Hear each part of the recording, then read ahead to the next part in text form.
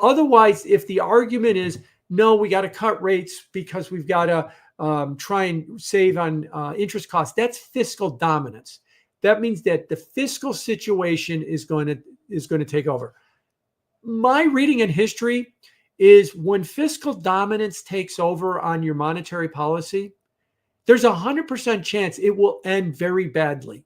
Now, that doesn't mean it's going to end very badly a month after they do it. It might be 15 or 20 years. It might be 1 year. But typically what happens is you're ignoring inflation.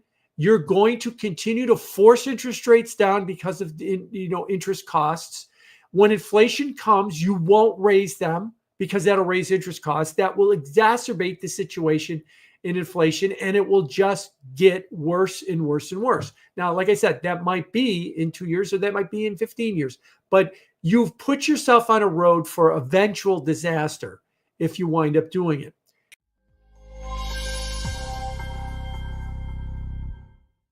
Hey everyone, and welcome to another episode of the What the Finance podcast. On this episode, I have the pleasure of welcoming back Jim Bianco. He doesn't need any introduction, but he's the President and Macro Strategist at Bianco Research. So, Jim, thanks so much for coming back on the podcast. Yeah, thanks for having me.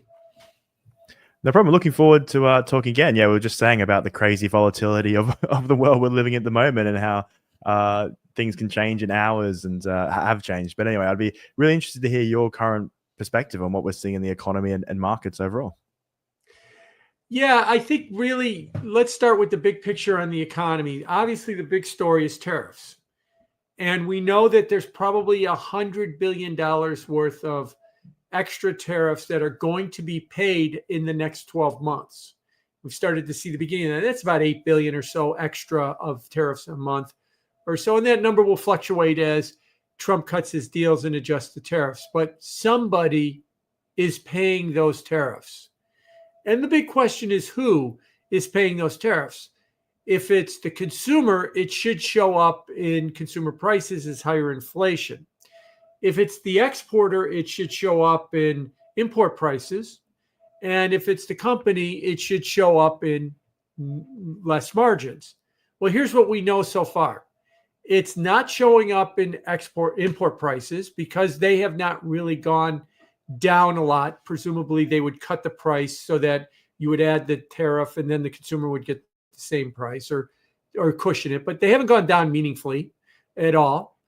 We haven't seen anything in the earnings data, and I know we're early, to suggest that companies are getting squeezed on their margins. Stock market certainly isn't acting like it as the S&P continues to make new highs. And we might be seeing a little bit of it at the beginnings of it in consumer prices. So, but that's to be determined over the next few months. So what we're in kind of a funky situation where nobody's paying these tariffs, but somehow the government's getting an extra $100 billion in tariff prices. Now, I suspect that it's probably more of a data issue, that a lot of the import prices that we're seeing were pre-Liberation Day imports. They ordered them before Liberation Day, and those haven't gotten into the tariffs. Companies haven't yet really felt the full brunt of the tariffs in the second quarter earnings. And I think that consumer prices are still coming. So that's the big thing when it comes to the economy, is I think tariffs. Let me throw out a second big thing that's coming to the economy that I think is lesser understood by a lot of mainstream economists and especially labor economists. Let's take the payroll report. There's a lot of talk about payroll report, payrolls, jobs slowing down, and revisions coming that are going to lower those numbers. And it's naturally leading to people to scream, the labor market's in trouble, it's slowing down, the Fed's got to cut rates. And in fact, you heard Chris Waller make some of those points in his speech the week before we were recording, when he talked about the case for cutting rates in July, which he's going to dissent for a rate cut in July. But what's assumed in that, and has been assumed for decades, is how many jobs do we need to make to cover population growth and new entrants into the workforce, like recent college graduates and the like. And we just assume that number is kind of a fixed number at around 75 or 100,000. But actually, the payroll report is a measure of population. And the population of the United States is the growth, excuse me, not the population, but the population growth of the United States is collapsing right now. And why is it collapsing? We have a low fertility rate, especially post-COVID, very, very low fertility rate. We first had a big boom in immigration, and that was 90% of the population growth was immigration. Now the border's shut, and now we're deporting people, and we're trying to deport them in record numbers. That means that the population growth of the U.S. is going to go somewhere by the end of 26 into 27, somewhere around zero. Now, why is that important? Because for all of those that say, look, the jobs market has problems, we could see sub 50,000 jobs.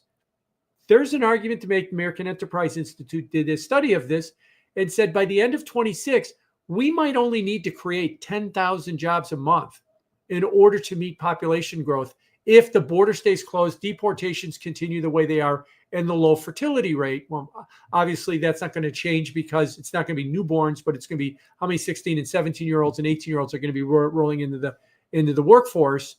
And I don't think a lot of people are realizing that. Yeah, the labor market is slowing. So what?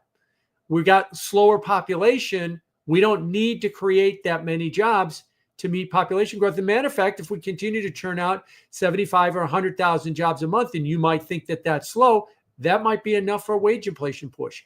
So what I'm trying to argue here is on the labor side, we have two issues we have to look at. What is the jobs market doing?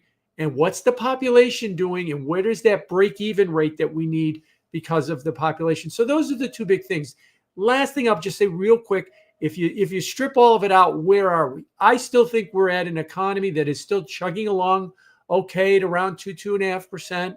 We had the distortion with tariff prices and massive imports being a drag on GDP that caused the negative first quarter. We're going to see a little bit of pop in the second quarter because that's going to end. And then we're going to settle out around 2%. And I still think we're going to settle out around sticky inflation being somewhere around 3% inflation. We're not on our way to 2 or sub 2 inflation like a lot of people think. And I think it's appropriate for the Fed to be on hold from here. Okay. Yeah, a lot to unpack there. Could it be possible, so if we go to the tariffs point where you said there's 3 different buckets where it should show up, is it possible for the international companies to be taking the hit on the margins, or would that still, could they still be charging the same price but then taking the tariff? No, it could be. And as a matter of fact, you saw an example of that with the Japanese automakers. At the initial stages of the tariffs that were announced right after Liberation Day in April, a lot of Japanese automakers, Honda, Toyota, and the like, cut their prices so that when those cars got imported to the United States, you'd slap the tariff on them, and you would see that the consumer would pay roughly the same amount for the car, but the hit was taken by the Japanese automakers. Okay, that was April and May.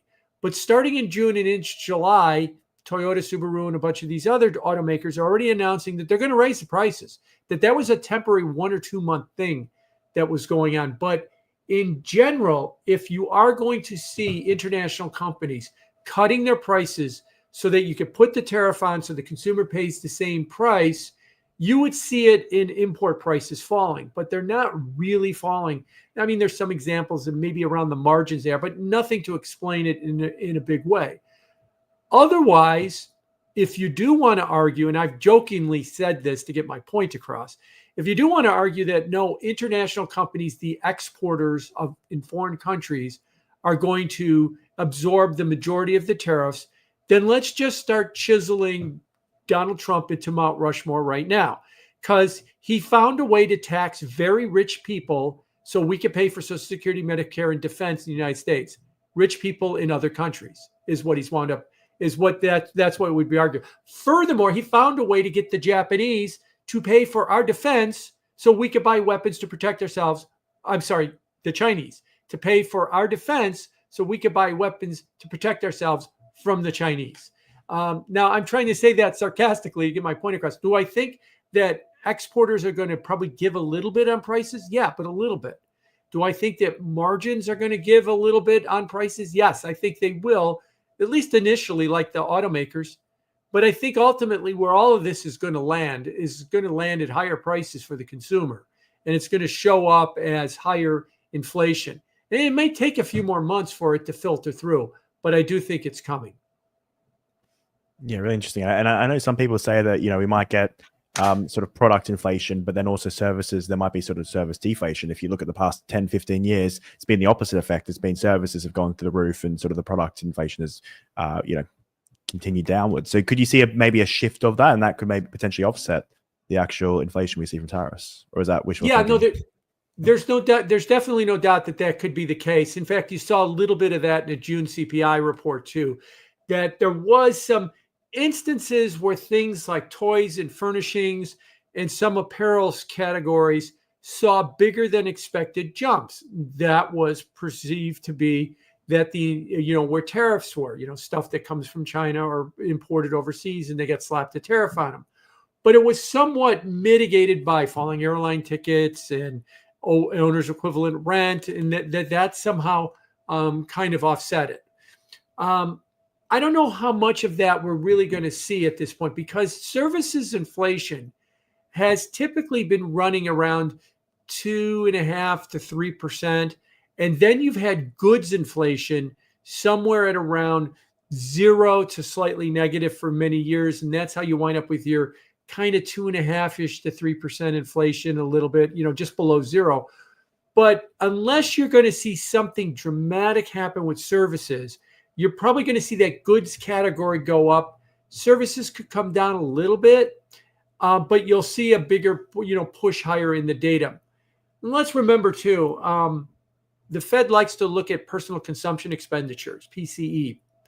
That category is probably going to rise faster than CPI because it has a smaller weighting in things like housing, and in things like core services X energy, which is Powell's X Supercore. It has bigger weightings in goods stuff, and so if we're going to see a push in goods prices higher, that measure of inflation might rise a little bit faster than the CPI measure. Now, again, why does that matter? Because it's all about whether or not the Fed should be cutting rates. And in order for the Fed to be cutting rates, we'd have to see the inflation rate, continue to move lower. And I'm trying to argue that it's not going to, and I'm trying to argue that I think Powell, for all of the bashing that he's been getting, has had the right policy. Yeah, I wonder if, you're talking about the job labor market and the lack of immigration that we've seen recently. I wonder if that will also have an impact on the services inflation as well, because there'll be less people coming into the country and requiring these services. Maybe not to the extent that's needed, but it seems like it could have an impact. Oh, absolutely. It very well could. The thing about that is that what you're doing is you're removing a lot of workers. You're removing the supply of workers in certain categories, construction, farming, hospitality, think like, maids and stuff like that, so you're going to see shortages. And the way that you're going to have to fix those shortages is you're going to have to pay more. We famously hear that these are jobs Americans don't want to do. I've always pushed back on that.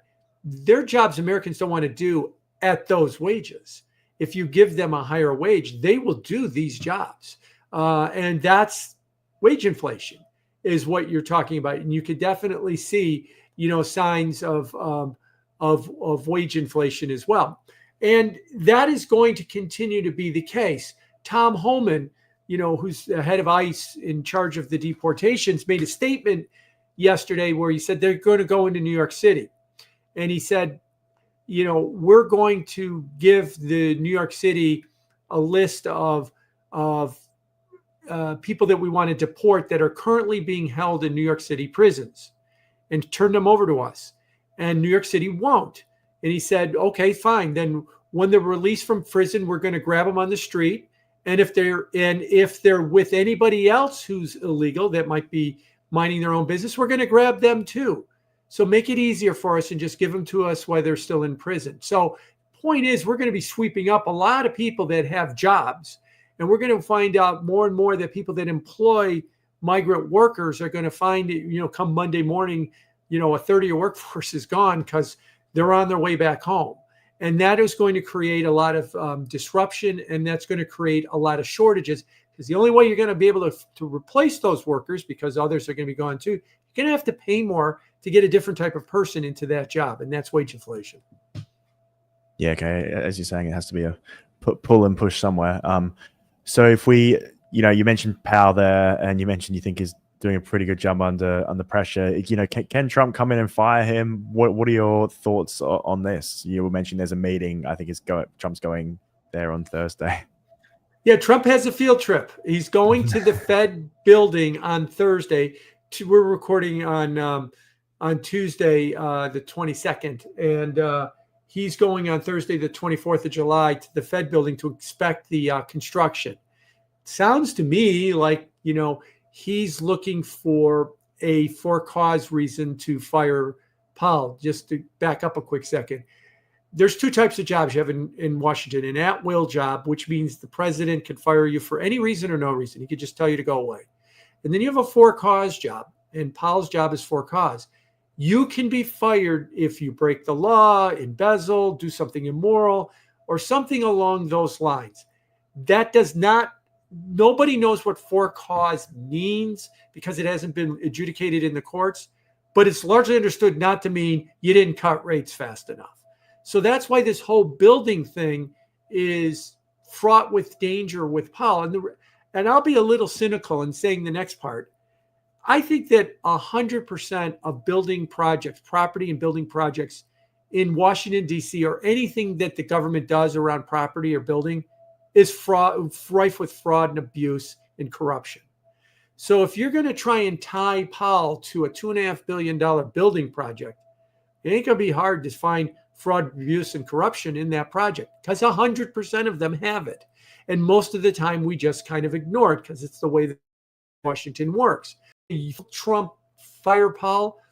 I'll give you a bit of a nuanced answer. Maybe. And the reason I say maybe is I think what his plan is to do this shadow Fed thing. What is that? Powell's term is not up until May of 2026. So that's basically in about 9 or 10 months. Trump is probably going to announce his successor, say by Labor Day. And the hope is that Powell becomes a lame duck and everybody ignores Powell and they start paying attention to the next guy. And he goes on financial television. Maybe he comes on your podcast. He tells everybody what they're going to do, what he's thinking he's going to do, how he's going to run monetary policy. Pay attention to him. If that doesn't work and that Powell still kind of commands the room, even though he's the lame duck, then I think Trump moves to fire him for cause. Powell won't leave and they'll sue and they'll adjudicate it in court. But the point is, let's create chaos and further marginalize Powell so we could put our new guy in charge. Now, none of this is good. I'm not suggesting that this is good or that this is appropriate, but I'm just trying to argue what I think is going to happen. And then we'll have to see, how this plays out. So I don't think he wants to fire Powell. I think if the shadow Fed thing works out, that'll be good enough for him. But if it doesn't, he might move in that direction. Yeah. And do you have any thoughts on who could be the next chair? I know there's sort of a few names being thrown around. Yeah. So the argument is that it's Bessent's job if he wants it. And he's been ambivalent about the job. He said he'd be very happy to stay as Treasury Secretary unless Trump tells him that he wants him to have the job. I believe that makes a lot of sense. I also heard that Bessent does not want Kevin Hassett to get the job. So he's been pushing back against Hassett to get the job. So if Bessent doesn't take it, there's too much animosity for Hassett to give it. That gives you two other options. The two other options are either Chris Waller or Kevin Warsh, the other two names, Chris Waller being a current Fed governor who gave the speech the week before we recorded, the case for cutting rates, that he's going to dissent for a rate cut at the July 30th meeting.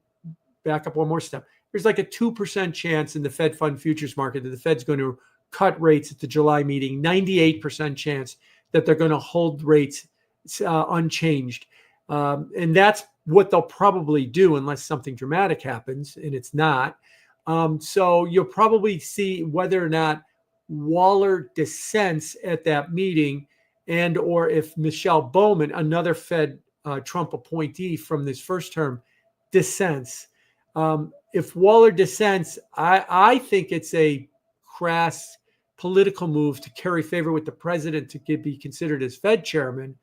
Otherwise, Kevin Warsh seems to be the nominal leader. That's option one. Option two is none of these four are going to make it through, and they're going to look for another name kind of off the board that we haven't been talking about. Maybe a David Malpass or somebody like that, maybe. But right now, I think part of the reason why Trump's not moving on firing Powell sooner rather than later is I don't think they've settled on who they want to take as the next person to be Fed chairman.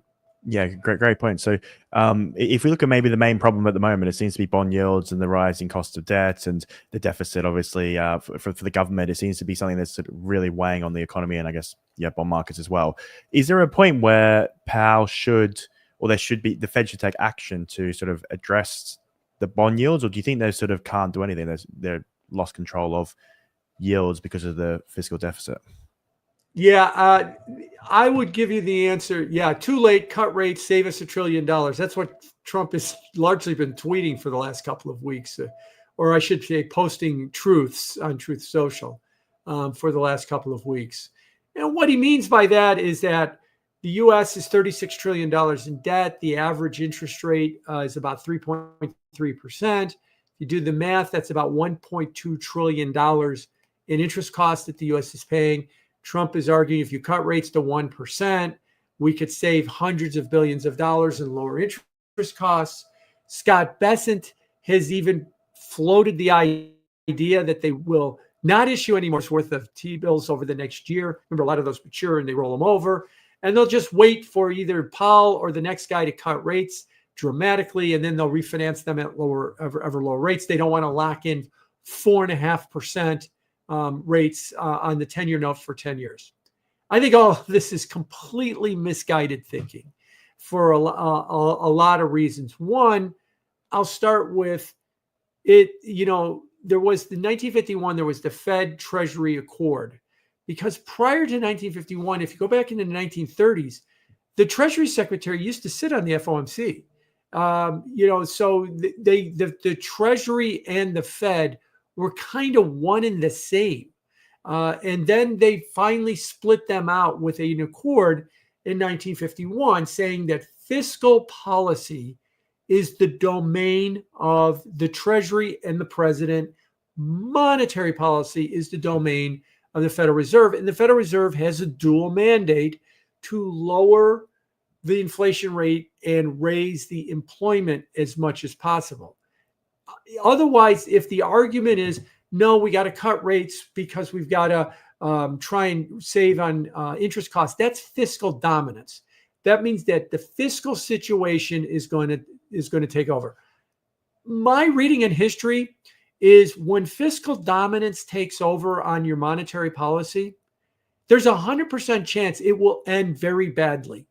Now, that doesn't mean it's going to end very badly a month after they do it. It might be 15 or 20 years. It might be 1 year. But typically what happens is you're ignoring inflation.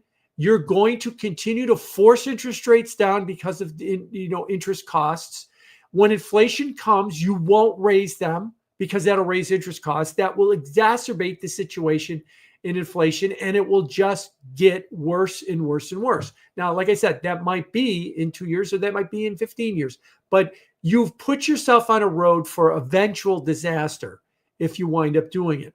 The other misguided thinking is I've always kidded that, Trump is acting like Donnie from Queens, the real estate developer, because what he screams is, when he sent that handwritten note to Powell, look at all these countries with low interest rates, and we're over here with high interest rates. We're the best credit. Our economy is hot. Everybody wants to be here. We should have the lowest interest rates in the world. That's the way a real estate developer thinks about things. I have the best building. My building's leased out. Everybody wants into my building. I can generate enough cash to pay my mortgage. I should have the lowest mortgage rate. In other words, what Trump is arguing is we are the best credit. And so we should have the lowest interest rate. There's one problem with that. Credit does not drive sovereign yields. All of them have the same credit. I'm talking about developed country. Is the US a better credit than the UK or France or Germany or Canada or Japan? At the margin, not really, because they all have printing presses and they all have the ability. If I own a bond, if I own $1 million worth of treasury bonds and they come due, they have the ability to print up pieces of paper and hand me $1 million. They're not going to not pay me. Now, maybe they print those up and the value of those pieces of paper just, fall down and we have hyperinflation because they've printed paper to pay us back. That's a real concern, but it's not credit. So what drives sovereign yields? Nominal growth, expected inflation, and supply. Why is the U.S. at a 4.5% to 5% yield, which I think is the appropriate yield? Because we've got 2% growth. We got 2.5% or so. Inflation pushing, I think, towards 3%. So it's 4.5% to 5% nominal growth. We have inflation expectations. If you look at swaps curves and stuff like that, inflation swaps curves and stuff, trending higher. And we've got big supply.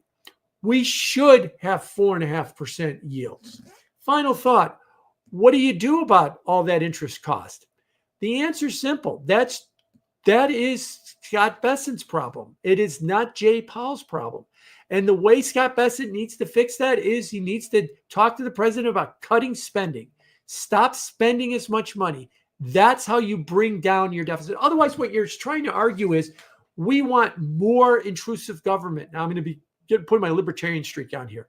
Right now, the federal government is 24% of U.S. GDP. That is the highest it's been since we were spending money building tanks and planes to fight World War II. So that's an 80-year high, the amount of government we have in our GDP. What you're arguing about the high interest costs is we want more government. We want more bureaucrats. We want more rules, and that costs money. And we want lower interest rates so we could borrow even more money at those lower interest rates to give us more government.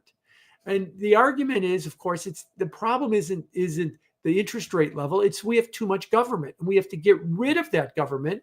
And that's what Scott Bessent and the president should be talking about to lower interest costs, not demanding an artificially low interest rate from the Federal Reserve, assuming that would even work in the first place, because I'm in the camp that if they did cut interest rates on the front end of the curve, it would be like when they, one of the other things Trump likes to say a lot is the Fed won't cut rates. Well, they did last year. They cut them 4 times last year, 4 25 basis point cuts, 2 of them in one spot, a 50 basis point cut in September of last year.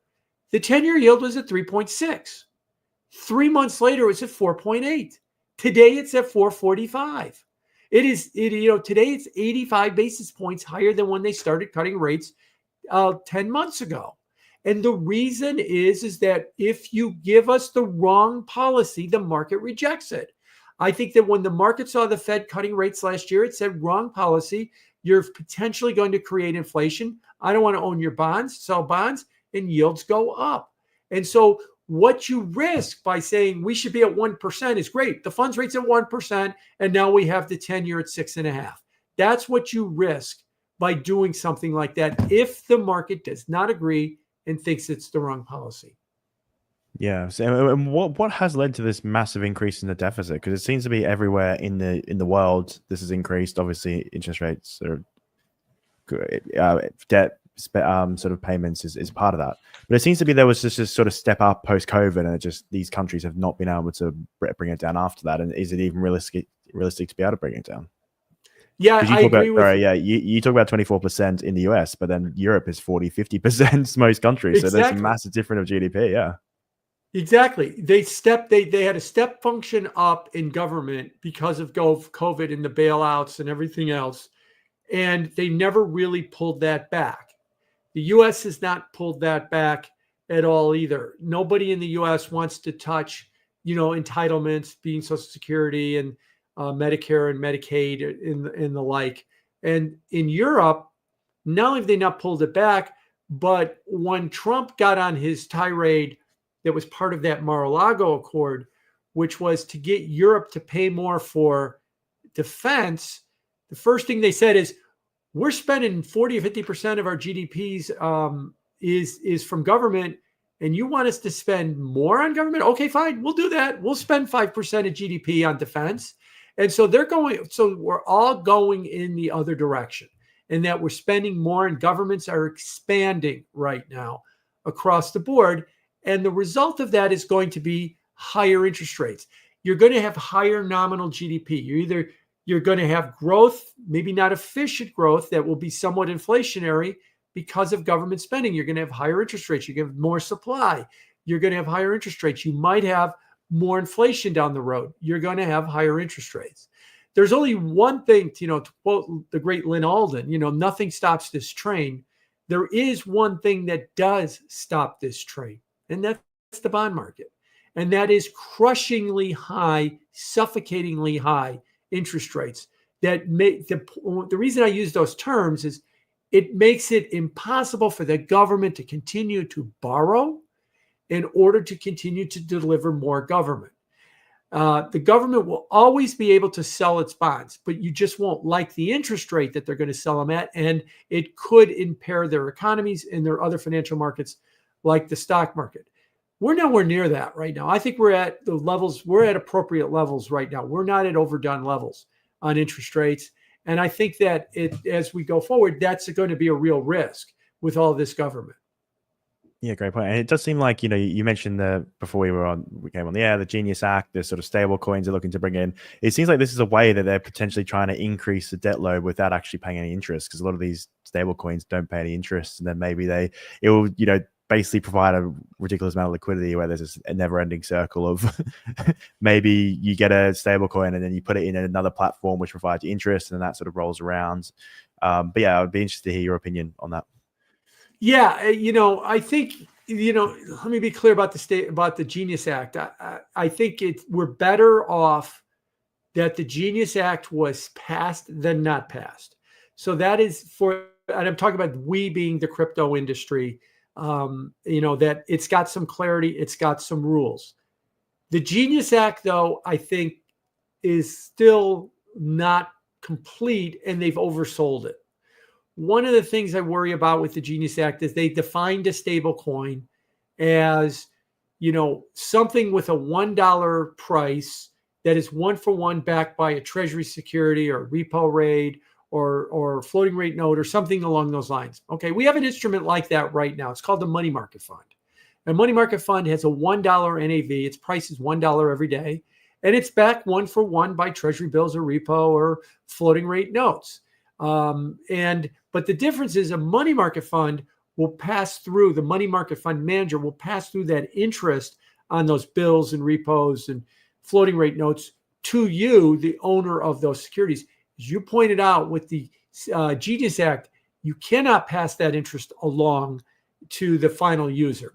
So it's almost like they developed a money market fund that yields you nothing. So who's going to buy this? Well, you could stake it, you could lend it, you could get some other things from it. Yeah, well, you could do that with other coins too. You don't necessarily have to do it with these coins. But ultimately, at the end of the day, I think if there's going to be any adoption in stable coins, it's going to be because we took money out of a money market fund, which was already buying treasury bills, put it in a stable coin, which is going to buy treasury bills. It's not going to change the demand for treasuries. It's just going to change where it comes from, if we even get that far in the first place. Because two other things. Stable coins have been around for 11 years. Tether invented the first one in 2014. 90% of stable coins are still used for crypto trading. If you want, there are no dollars on the blockchain. If you want a dollar proxy, you use a stable coin. So if I want to spend $118,000 to buy a one Bitcoin, I need 118,000 stable coins in order to buy one Bitcoin. And you can get them from Circle, or you can get them from Tether, or maybe both, and that's what they're used for. So when they talk about that we're 250 billion in stable coins, that could go to 2 trillion in 10 years. Well, if 90% of them are used for trading, then what you've really said is the price of Bitcoin is going to $1 million. So you don't, instead of needing 120,000 or 118,000 stable coins, now you need 1 million stable coins to buy one Bitcoin. That would get you there. But if that's really what they're saying, then say it, that the price of Bitcoin is going to 10x, and that all these stable coins we're going to have $2 trillion worth of stable coins because Bitcoin is going to 10x. But they don't say it that way. They say, oh no, we're going to usher in this new payment rail system, and we're going to usher in new payments and the like. Stable coins have been around for 11 years. And people have been forever trying to push stable coins while they were paying interest before this bill said they can't, to be used as a payment mechanism. And they've never really gotten any traction. Now, maybe that changes with the Genius Act, and we could see, the big banks get into it and stuff like that. But I'll come back to what I said at the beginning. I think it's better we have the Genius Act than we don't have the Genius Act. I just think we've massively oversold what it's going to do. I think that we need to see them pay interest. See, then you could get interest, and then you could stake them. Then there's an economic incentive to own a stablecoin. It's better than a money market fund. There's an economic incentive to do something, because right now I've got Zelle, I got Venmo. Why would I put my money in a stablecoin to buy stuff? This stuff works, and I got my money in a money market fund, and it gives me a yield. So it's not solving anybody's problem right now. But if you were to pass through that interest, that could change it. But they didn't do it largely because the banking industry was afraid of stablecoins. So like I said, it's better that we have it than we don't have it. But I think we've been oversold about it, what its impact is going to be.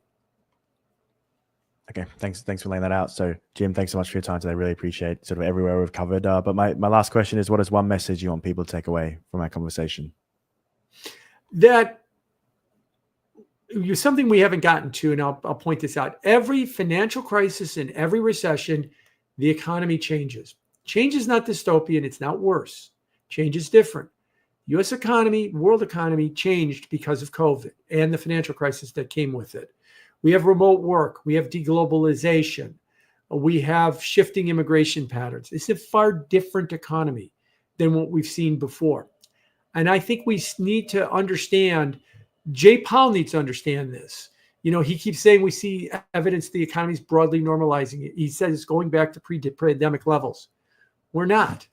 That's a different cycle. We're in a new cycle. We're not going back to that cycle. And because we're not going back to that cycle, I think it's important that people understand this is a new and different cycle when it comes to the economy. The labor market is unlike anything we've seen. We had 5 or 6% of the workforce that was working remotely before COVID. Now we have 25% of the workforce that's working remotely. Very, very different labor market. I think that means that the cycle's changed and that the era of low inflation is over. We're 5 years past COVID, and the best we could do is get the core inflation rate to 2.9%, which is where it is now. Jay Powell would have been brought up on charges in 2019 if the core inflation rate was 2.9%. Now people are acting like that's a victory that we're at 2.9%. So my message that I really want to leave people with is this is a different cycle. Don't compare this to 2010 to 2020. That was the money printing, zero interest rate, low inflation cycle. This is the quantitative tightening, stickier inflation, deglobalization, remote work cycle. Very different. And if we start thinking about this in a different way, things will start to make a little bit more sense on the global and the macro space. Okay. Yeah, thanks so much for sharing that. So appreciate you coming on. If anyone wanted to find out more about your work and what you do, where would the best place for that be? Two things. Bianco Research is our mainline business of providing institutional research. BiancoResearch.com, at Bianco Research on Twitter X, at Bianco Research on YouTube, Jim Bianco on LinkedIn. You can follow me there. BiancoAdvisors.com. We manage an index that is discretionally managed. It is a total return fixed income index. Wisdom Tree, our partner, WTBN is the ticker, has an ETF that tracks our index. So if you're interested in anything in the fixed income space as far as a total return index, check out BiancoAdvisors.com or WTBN, the ETF that tracks our index. Great. I'll put it in the description below, but thanks again for your time. Thank you. Hey everyone. Thank you for listening. I really appreciate the support. If you've got value out of this, I'd really appreciate it if you could like, subscribe, or comment, good or bad feedback. I'm always open to that, but it really helps with the channel. As I said before, only about 14% of people actually subscribe to this channel. So if you were to that, it would really help. It could mean we could continue to grow. If not, thanks for watching, and see you on the next show. And you also might like this video right here. All right, thanks again.